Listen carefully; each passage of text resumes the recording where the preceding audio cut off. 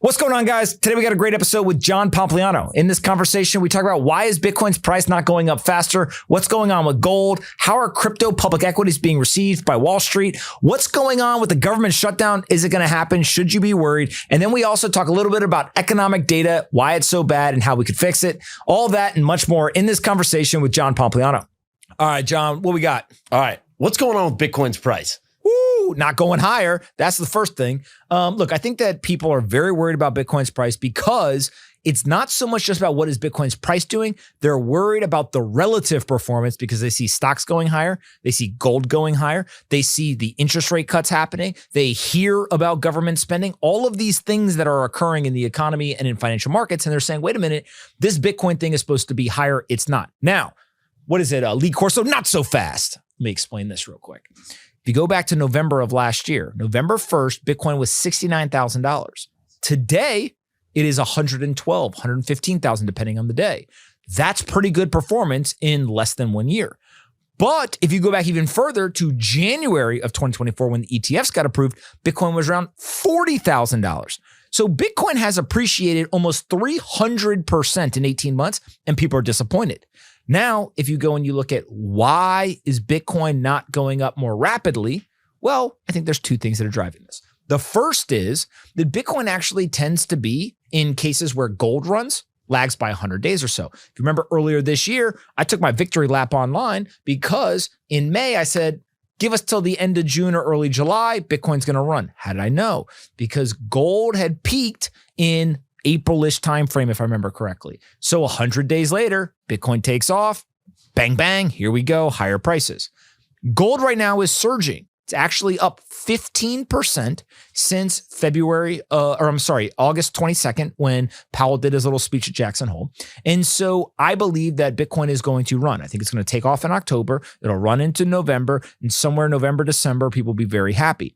So that's one component, is it's in relationship to gold. The second thing, though, that people don't like to talk about, they don't like to admit, there is a fracturing of demand related to Bitcoin. If you are going and buying spot Bitcoin, $1 going in goes to $1 of Bitcoin. Duh. If you are going and you're buying the ETF, they track perfectly. $1 of Bitcoin goes into $1 of Bitcoin spot exposure, right? $1 into the ETF, $1 Bitcoin exposure.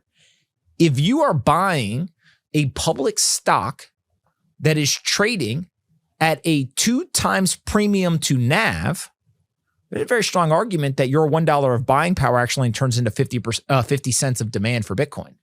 Well, what happens if the premium is 400%? Your $1 of demand turns into 25 cents of demand into Bitcoin. So that fracturing is definitely taking some of the energy that normally would go dollar for dollar into Bitcoin.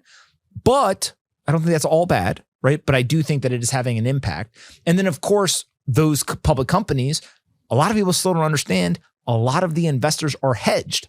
And so they're going long $1 of the stock. They're shorting spot Bitcoin. They're locking in premium exposure. And therefore, even though there's $1 of demand that's going to buy Bitcoin, supposedly, there's $1 short. And so there's neutral exposure to the Bitcoin market. And now they're just playing a premium game. And so what I tell people is Bitcoin has graduated from 101 level.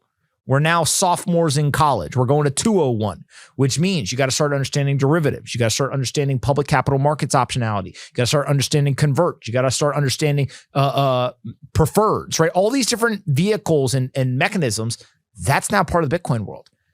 Bitcoin has taught me a lot of stuff throughout my life. It has taught me about different areas. It's taught me about different types of people. It's taught me about economics, about geopolitics, about psychology, about society, all these different things. Bitcoin's now going to help people get a explicit and excellent education in public markets, which I think is good for people in general. I think it's ultimately a net positive for Bitcoin, but there's a learning curve here that people have to start to get up to speed very quickly on to understand how does some of these instruments, how does some of these capital markets tools actually impact Bitcoin. Again, net positive long-term, but don't expect it to simply be $1 of demand for a treasury company is $1 demand for Bitcoin. Yeah, when you think about Bitcoin and gold's relationship, people love to cherry pick the dates, and obviously Bitcoin has ran for the last 10 plus years. 15. Most investors don't care about the derivatives. Most like retail investors, they don't care about any of that stuff. They just want to invest into something knowing, hey, look, that maybe this is, digital sound money and it's going to go up over time. Should people be caring about derivatives? Should people be caring about all this stuff, given that like most investors just want to make a little bit of money and they don't even have the time to look at all that stuff? Well, the question is, what is your time horizon? What are you trying to do, right? Bitcoin is this amazing thing where it's a decentralized digital asset that is many different things to many different people. So there are some people who will buy Bitcoin and they will walk across a border, and their use of Bitcoin has nothing to do with value. It has everything to do with censorship resistance or censorship resistance. Great. That's what it is for those people. There's a lot of people, the people who I tend to really enjoy talking with, who use Bitcoin as a savings technology. The US dollar exchange price doesn't matter to them. All they're doing is they're trying to continue to save more and more Bitcoin over time. They may try to get to 1/10 of a Bitcoin or a full Bitcoin or 2 Bitcoin or whatever it is, but they're trying to save more and more. No different than maybe 50 years ago, somebody was trying to save more money in their bank account, right? So that savings technology, again, you don't care about derivatives. You don't care about all this stuff because you're just simply looking at how many Bitcoin do I own or what percentage of a Bitcoin do I own and how do I stack up more and more of that over time. Then there are what I would consider more of the financial traders, the financial analysts, the kind of investment class, if you will. Some of them are sophisticated. Some of them are not, right? You get full distribution. But those people really care about that stuff because what they're actually trying to do is they're trying to figure out, should I buy spot Bitcoin or should I buy something else that is going to go up more than Bitcoin? And frankly, they tend to be a little bit more mercenary in nature, right? They don't care so much about the story of Bitcoin. What they care about is where the capital flows. Where's extra demand going to come from? Where's demand going to come from on a relative basis compared to altcoins that I could buy or public stocks that I could buy, right? That analysis is through an investment and capital allocation lens that is very different than I believe in Bitcoin. I believe fiat currencies are going to be debased. I'm going to just save in Bitcoin and I want to get my family into a better position, right? So you have an asset that is different things to different people. And I think the people who care about the derivatives and the really exotic kind of financial instruments, they're looking at this through a completely different lens. And they're also the people who are most likely to come into the office one morning, buy, and then the next morning sell. And it's because price moved or some external, economic event occurred or what, like they're more short-term oriented, they're more trading oriented than the person who says, when I convert fiat into Bitcoin and I save it, it doesn't come back out. That's a whole different mindset. It's much more long-term oriented. And the truth is, I actually think that those people will probably outperform over a long period of time because they're not trading in and out of these assets. They're simply just buying a great asset, holding it for a long time. Timeless investing principle from Mr. Buffett. Today's episode is brought to you by Simple Mining. Have you ever been interested in mining Bitcoin? As a miner myself, I've been using Simple Mining for the past few months, and the experience has been nothing short of seamless. I mine with the pool of my choice, and the Bitcoin is sent directly to my wallet. Simple Mining, which is based in Cedar Falls, Iowa, offers a premium white glove service designed for everyone, from individual enthusiasts to large-scale miners. They've been in business for 4 years and currently operate more than 20,000 Bitcoin miners, including mine. Their electricity is over 65% renewable thanks to the abundance of wind energy.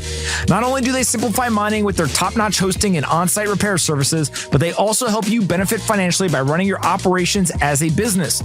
This approach offers 100% bonus depreciation to optimize the profitability of your investment. Do you ever worry about the completion of maintaining your mining equipment? They've got you covered there too. For the first 12 months, all repairs are included at no extra cost. If you experience any downtime, they'll credit you for it as well. And if your miners aren't profitable at the amount, simply pause them with no penalties. When you're ready to upgrade or adjust your setup, their exclusive marketplace provides a seamless way to resell your equipment. Join me and many satisfied miners who have simplified their Bitcoin mining journey. You can even get started today with the 7-day miner trial. Visit simplemining.io/pomp to get started today. That's simplemining.io/pomp to get started today. With Simple Mining, they make it simple. A lot of ways to get exposure to Bitcoin, as you mentioned. Obviously, you could just go buy Bitcoin. But a lot of people are kind of allocating to different areas of Bitcoin, I would call it, or different areas of crypto in general. The exchanges, Coinbase, for example, the Bitcoin treasury companies. Like there's a bunch of different avenues that people can get exposure to. How do you think about each avenue? Well, let's talk about maybe these public stocks that are related to Bitcoin and cryptocurrency, but put aside for a second the treasury companies, right? Because I think that's a whole different beast to analyze. If you look today, there's an increasing number of companies that are in the public market, which I think is very exciting for people. You have the miners, which is an analysis of power generation, infrastructure, mining capacity, efficiency, cost, et cetera, and now artificial intelligence and data centers and what you're able to do there, right? So like that alone, I mean, there are analysts who that's all they focus on is just the miners, right? And how do these businesses look relative to each other, their capital allocation decisions, their long-term performance, et cetera. Then you have things like exchanges, right? Obviously, Coinbase is out there and been public for a while. We, at one of the funds that I manage, were an investor in the private market. We've held a lot of the shares, continue to hold today. And that company has obviously done very well. We're very excited about it. There's companies like Robinhood, which kind of came at it from a different angle. They were more kind of stocks and public equities. Now they've added crypto. They're pushing into prediction markets and things like that. You are seeing companies like Fold, right, that have kind of Bitcoin related or Bitcoin native financial products that are in the market. And then you also have companies like Backed and Bullish, which maybe are a little bit more kind of institutional type products, right? You know, Bullish is an exchange that is really trying to service the institutional world more so than the B2C world. You've got companies like Circle now that have gone public. Now people will say that's not Bitcoin related. I think that stable coins and Bitcoin are like brothers, right? You know, people want to switch back and forth between dollars and Bitcoin. And so having the stable coin actually leads to more demand for Bitcoin. And that's why I think you see Tether as an example, they are Bitcoiners who have a stable coin company, right? They take a lot of the profits of Tether, they put it in Bitcoin on their private balance sheet, right? Not the reserves, but the actual balance sheet. So I think that stable coins and Bitcoin are together. And then you have companies like Figure, right? You know, again, I was an investor there in the private market, and Figure I think is really unique in that they took a lot of the same ideas around decentralization and how do you digitize assets and create automation on these transactions and rip out cost and time and things like that. Figure, I don't know the latest data, but at one point they were the third largest HELOC originator in the United States. They're probably up there still, you know, top 3 or something. And so I just think that now investors are saying to themselves, wait a second, it used to be I could buy Bitcoin, I could invest in private startups that were either Bitcoin or crypto related. And then I could obviously buy altcoins, right? That was kind of my 3 ways to play this space with you know, some variation. The public market is becoming pretty robust, right? Even if you look at companies that maybe started outside of the US, you see DeFi Technologies, which I've been involved in, Soul Strategies, which I've been involved in, right? Those companies came to the United States, right? They were able to cross list onto NASDAQ. If you look at, you know, HUD-8 and American Bitcoin, right? Like these businesses are all going through. I mean, how many did I just name? I don't know. I've named, you know, 15, 20 companies, right? Those businesses are becoming more prevalent. The other thing that is happening is you are seeing businesses that have kind of dabbled with cryptocurrencies over time. In the private market, you have companies like Stripe. In public markets, you have companies like SoFi, right? These businesses are all trying to figure out like, what's our strategy? How is the investment community going to receive what we're doing? And then how are our customers going to receive what we're doing, right? Can we solve a problem for them? And so what I think is going to play out here is actually nothing to do with Bitcoin and crypto. It is simply the finance industry is going through an upgrade. And I would argue that one of the largest Bitcoin companies in public markets is BlackRock. Hear me again. One of the largest Bitcoin companies in public markets is BlackRock. Why? Their most profitable product internally is their Bitcoin ETF. Why do people not think that they're a Bitcoin company? People say, oh, it's because they have all this other stuff. Okay. Well, they seem to be leaning in on the Bitcoin thing, right? That's the type of stuff that I think you're going to start to see is you're going to see the traditional world and this Bitcoin crypto world. They're going to meet in the middle. Sometimes it'll be in the private market. Sometimes it'll be in the public market. Sometimes it may be in the tokenized market, right? These are all the things that people are trying to figure out. And so as an investor, what you have to start to navigate is I have a portfolio that I want to allocate. Most people I know who are into Bitcoin, Bitcoin is the hurdle rate. So they say, I'm going to buy Bitcoin. The only reason why I'm going to buy anything other than Bitcoin is because it either provides me cash flow or it can outperform Bitcoin potentially. That's hard to do. Bitcoin has done very well. And so I think this is the challenge now. And what I expect to happen is as younger people start to rise up in positions of power and influence in the media, in these research organizations, in these investment firms, these financial institutions, et cetera, you're going to see a lot more capital going towards this like digital world. These companies are going to continue to dominate on a global scale. And I think it's very good for the industry. But I also think that there's going to be a lot of opportunity for investors, right? And to me, that might be one of the most interesting things is seeing IPO market open, more IPOs now than over the last 4 years. You're just seeing an assault of all these companies going public. There's a lot more that are trying to do SPACs and IPOs, and Gemini has filed, like all these different stuff. You're only going to see this continue. And I think that that's good for public markets. I think it's good for investors. And I think it's good for the industry. When you think about the public companies that are related to crypto, I think a big part of it has been friction and regulation in the industry. So obviously, like think about Coinbase and Robinhood, for example. A lot of Robinhood's revenue comes from crypto, right? Now they're dabbling in the prediction markets and all this other stuff and trying to grow, but they're worth 2 times what Coinbase is. And one of the things that I think is a big driver of that is just ease of use and ease of sign up, right? Coinbase, you have to go through all this KYC and stuff. Robinhood, you can get signed up very, very simply. How much of this is like as friction and as regulation kind of gets clarity and friction comes down as like participants enter, how much does that change all the public companies? Well, let's just go through some of the regulatory stuff that's happened recently, right? Obviously, you've got the Genius Act. Now you've got this clarity stuff. You have the SEC and CFTC recently held a joint meeting together. Basically, so they want to collaborate on this stuff. I believe I saw a headline that said the SEC chair, Paul Atkins, came out and said crypto is the #1 priority right now, trying to figure that out. There's this Project Crypto that they came out with that talks a lot about bringing capital markets on chain, right? Like, that is 180-degree difference than the last administration, right? And so naturally, follow the incentive. If the regulators are saying we want to encourage activity here, there will be activity there, right? If they are saying we are going to deregulate, that is going to spur economic activity. It's going to spur investment. It's going to spur company creation. It's going to spur jobs. It's going to spur tax revenue, right? All these different things. And so you can try to outsmart folks in terms of like how this all plays out, or you can just, I tell my kids, turn your ears on, just listen. They're telling you what their incentive is. They're telling you what they want people to do. Guess what? People are going to do it. And so this entire industry is going to explode, public and private markets, because the regulators are now saying, we understand it. It's important. We want to encourage it. We want to protect it. Game on. And that doesn't mean that bad actors won't get punished, right? If they do bad things or break the law or whatever.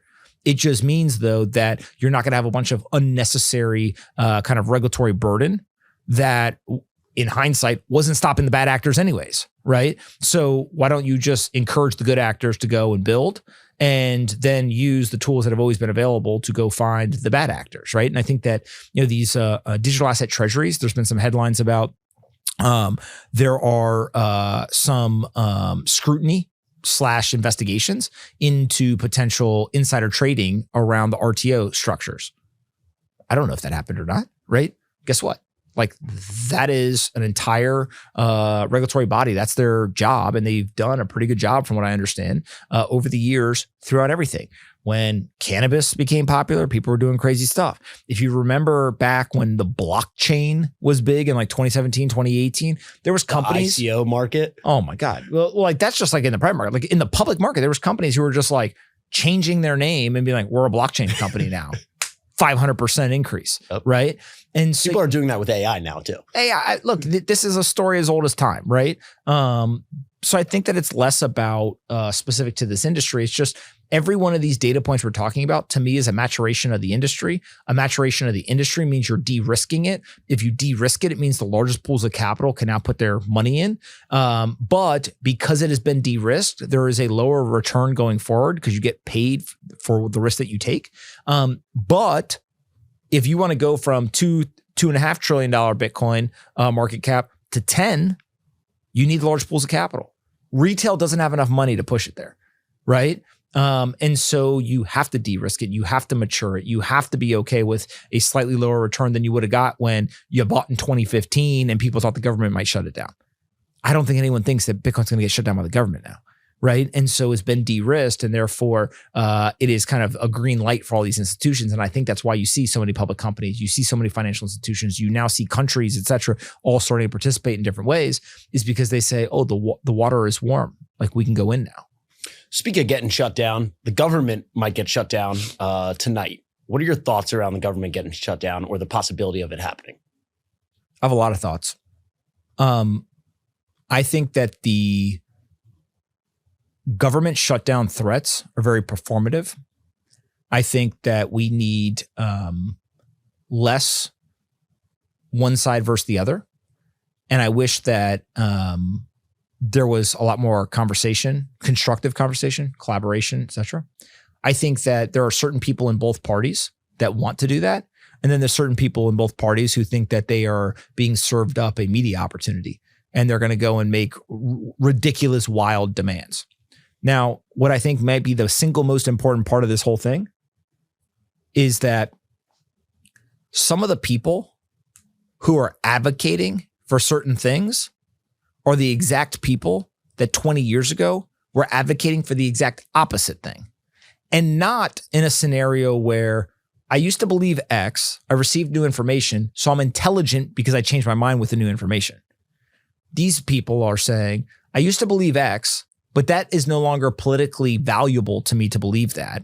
And therefore, I am now going to switch around and have a completely different viewpoint on this issue because now it is politically valuable for me to have that. So I think that one of the things that we should do is we should put term limits in place. And I believe that that would significantly reduce some of the craziest, most extreme kind of fanatics. Is that the only way that you serve a very long time in politics, like some of these career politicians, is you become an expert navigator of bureaucracy.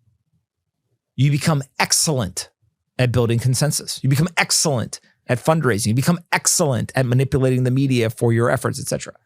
There are some positives to that. You want people who have long-term orientation that can work together to actually get solutions to problems and say, hey, look, we know we're going to work together for the next 20 years. I'm going to look out for you to help you get your bill done now because I'm going to try to get a bill done later this year and I'm going to need your support on that, right? There's some horse trading that goes on. Okay, like there's a greasing of getting these things done. At the same time, I'm not going to name names, but just look at who's in the media on a day-to-day basis. These people are kings and queens of bureaucracy. Like, they understand how to use the system. And so what they essentially are doing is they are holding the American people and government workers they are holding them hostage to simply make wild demands to score political points in the media. Call it out for what it is, right? I think it's also a little bit of like, as long as I don't mess up, I won't get fired, right? So you're trying to protect yourself, but also you're not thinking as like most jobs are incentivized to get work done now, right? What can you do over the next week, month, year that's going to actually impact this organization, yourself, whatever. And a lot of those people in those positions, that's not their main goal. Their main goal is, how do I not get fired? How do I, stay here for another 10 years? Here's an interesting thing nobody likes to talk about. When the government shuts down, which has happened in the past, there are some areas where you immediately can see that there is change. There's a lot of areas you could leave the government shut down for a year and no one would notice, right? So go to an example of, you shut the government down and let's say there's a government service where you had an appointment. You were going to go in and you were going to go see them and get whether it's a visa, license, or whatever, right? If the government shut down, obviously you can tell that was shut down, right? You feel it immediately. There are certain social services or healthcare services, things like that. Right? Government shuts down. If those things get turned off, immediately there is a feedback loop. But there's a heck of a lot of things that we probably don't actually need that when the government shuts down, nobody notices. And so in a weird way, it exposes what is crucial for the government to do and what is not. But I never see anyone take any action about the things that are identified that are not crucial, right? It's kind of like, do you know what zero-based budgeting is? Zero-based budgeting is basically, let's say you buy a company and the company is losing money and you say, oh God, we got to turn this thing around. One of the best ways to do it is say, we're not going to look at your budget that you already have set. we're going to start from scratch. What money do we need to run this business? And you start from zero and you build it up. And people have to make an argument for every single line item of the new budget, right? Versus the marketing team saying, well, last year we got $20 million. And so this year we're going to get $20 million. Well, like, hold on, where'd $20 million go? They feel like you're taking something from them. Versus when you start at zero, now it feels like they got to go advocate for something, right? They got to receive something, got to earn something, right? So it's a little bit different. Zero-based budgeting is very effective in certain situations in business. The government doesn't do that, right? But if the government did do that, you'd see a lot of the waste, et cetera, all go away. Now, the other thing that I think is really important here is I always laugh at the finance people.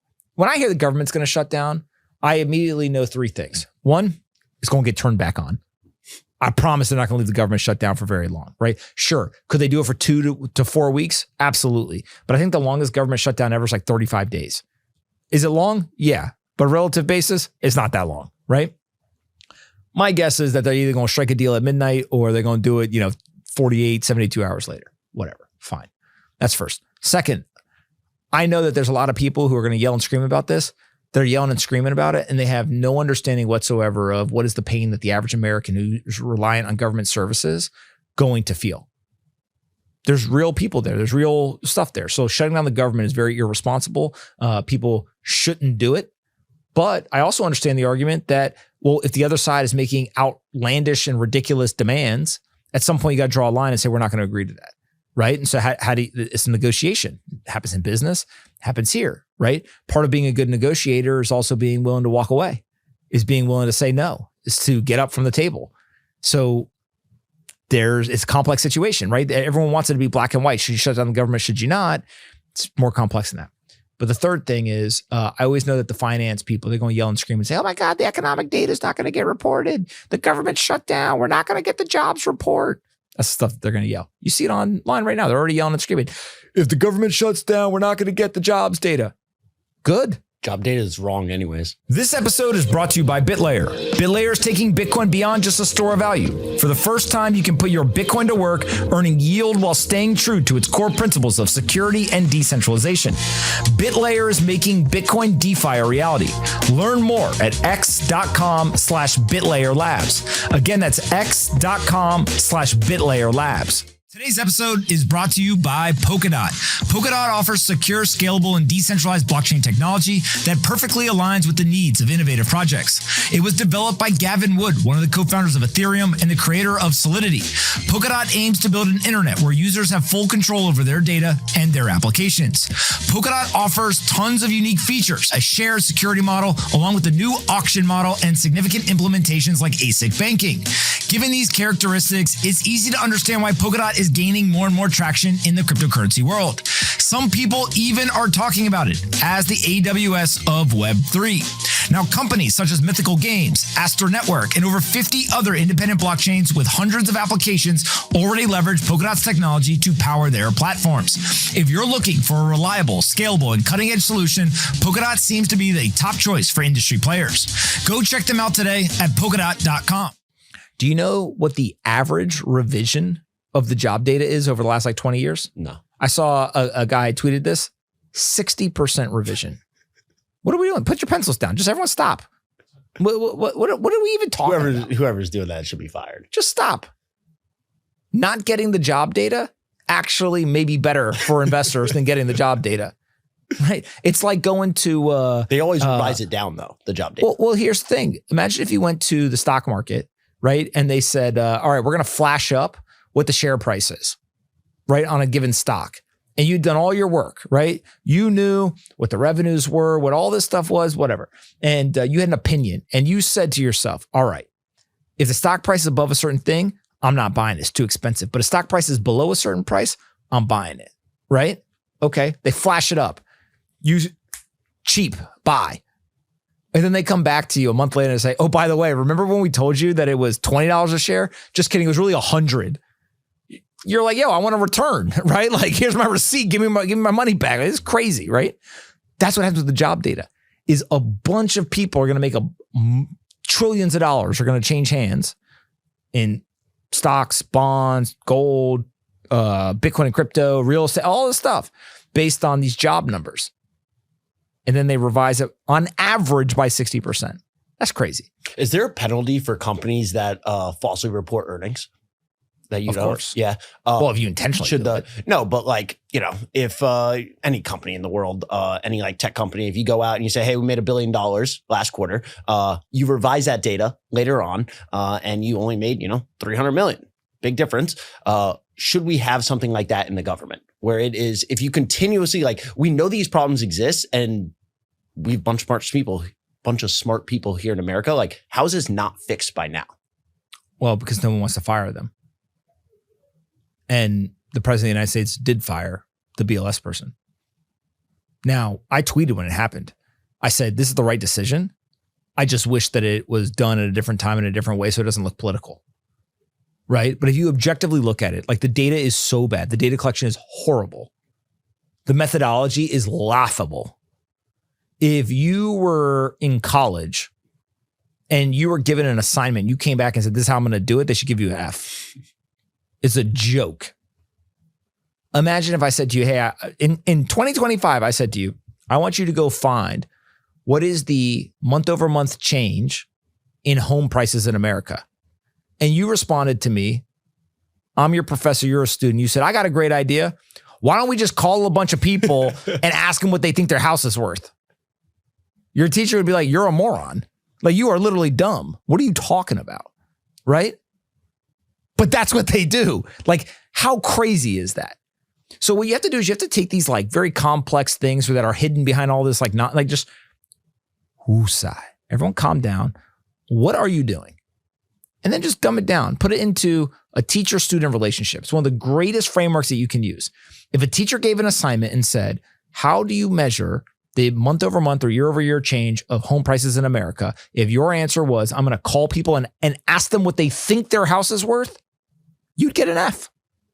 There's not a professor in America be like, that's a great idea. That's the best idea I've ever heard. So why is it that we're okay with the economic data doing that? It's crazy. Go back to this whole idea of BLS. It's not just the data collection. It's also that they go from being mathematicians and maybe even economists to now they become market predictors and sociologists. So they'll say things like, well, obviously, if the price is higher on egg whites, people will just change and they'll start to buy regular eggs. Like, it's called substitution. Change the basket of goods. What? What are you talking about? There are certain things that I buy. If the price goes up, I just pay more. I'm not switching to a different brand. I'm not switching to a different thing, right? Here, I don't like doing free ads for people, but do you know Halo ice cream?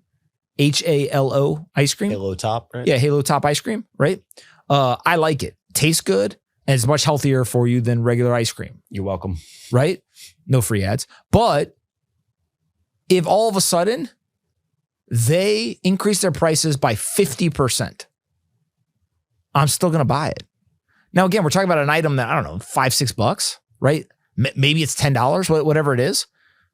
But if all of a sudden it went from, let's say, $6 to $9, are there some people who say, oh, I'm going to abstain or I'm going to buy something else? Sure. But most people are like, no, I'm not buying it because it's the cheapest thing. I'm buying it because it's way healthier than the substitute. They don't take that into account. And so, again, you want to be a sociologist, great, but get out of the economic data. Measure what is inflation, right? Not what is inflation for some random person that I don't know that I can't measure. What is the inflation? If you increase the price of the ice cream by 50%, shouldn't the inflation input be a 50% increase in the price of ice cream for that specific brand? Obviously.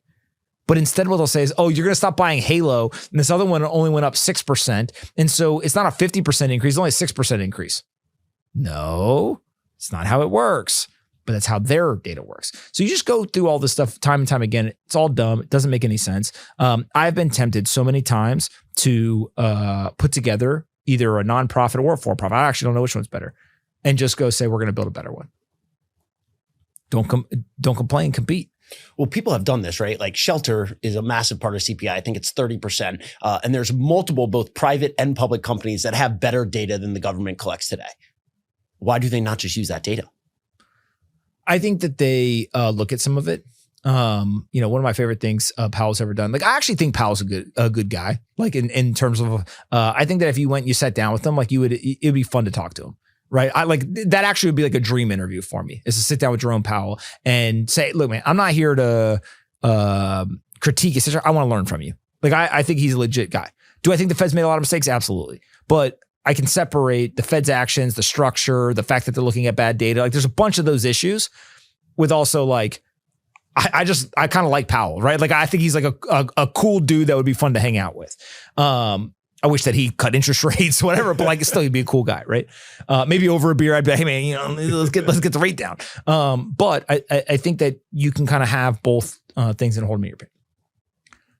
When you start to look at how these guys operate, though, I just think they will slip up from time to time. So Powell one time said the unofficial inflation rate.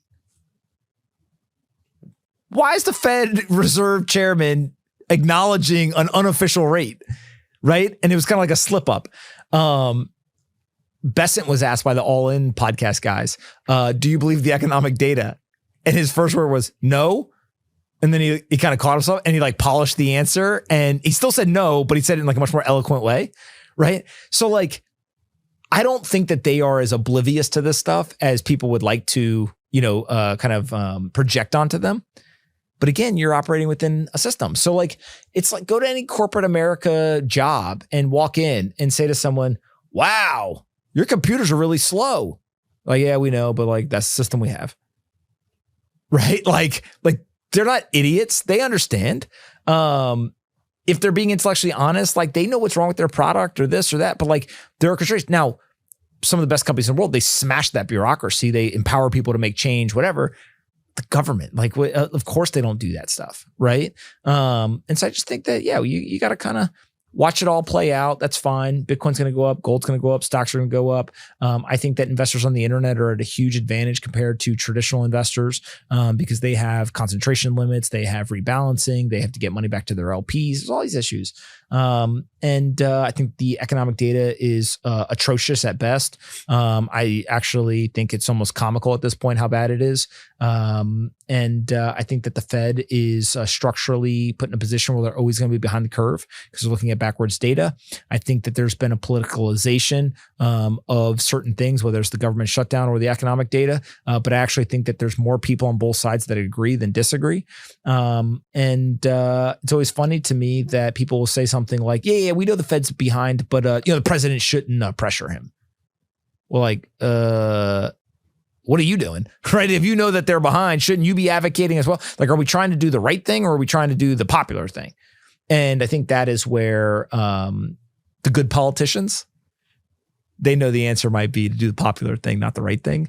But do you want to be a good politician or do you want to be a good American? Is a question I think that's worth asking. Love that. All right. Thank you. That's it for today, guys. See you guys next week.